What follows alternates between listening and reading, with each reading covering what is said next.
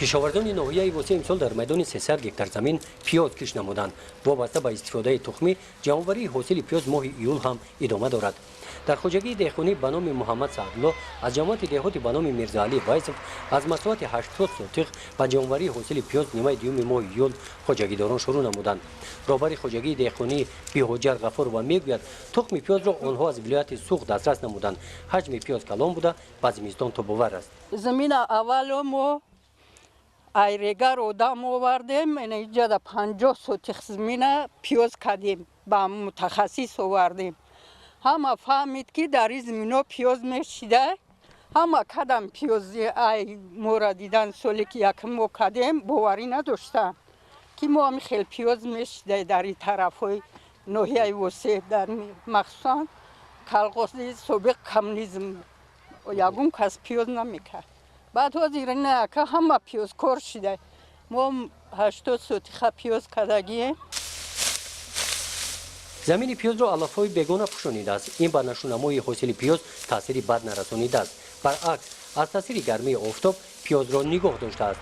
پیش از جمع‌آوری حاصل پیاز علف زمین را درآویده برای خوراک چاروا ذخیره می‌نمایند. این خواجگی مساحت 5 گکتار زمین را استفاده می‌برد.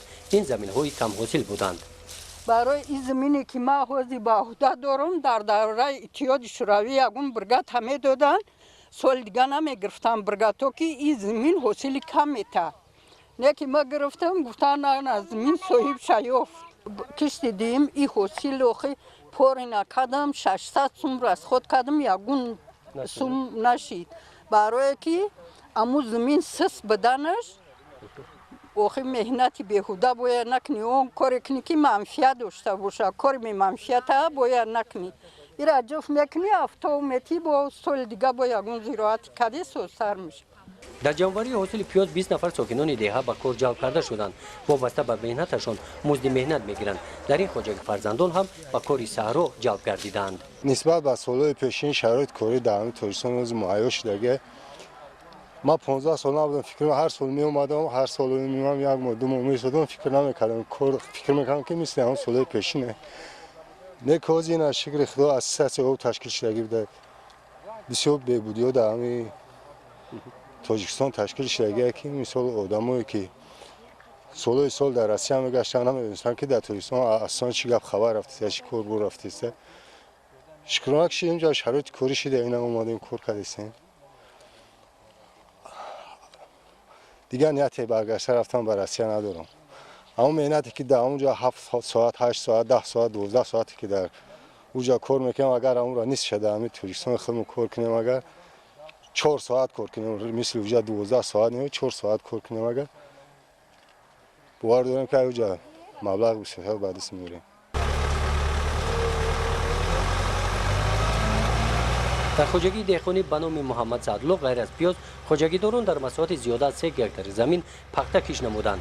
با نامساعدی آب و هوا پخته را ماهی کش کردند. نشونمای نیالهای پخته ماه ایول در حالت خوب قرار دارند.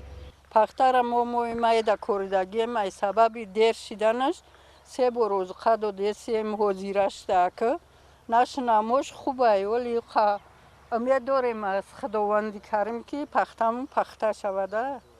شلو به امر خدا آویدیم البته بعدی وزقه میخیزه پخته هم بلند میشوه هم معلومه که پخته سیر حاصله. خواجربی غفور و بعد جمع‌آوری حاصل پیاز نهاد دارد در کشت تکراری محصولات لیوپیاگی پیش نماید. در ناحیه وسیع از روی مشاهده های ما تا آخرهای ماه ایول جمع‌آوری حاصل پیاز ادامه می‌یابد. گزارش خواجه نظریف خدای نظر ظهور از ناحیه وسیع برای برنامه اطلاعاتی تحلیلی جنبسته هفته.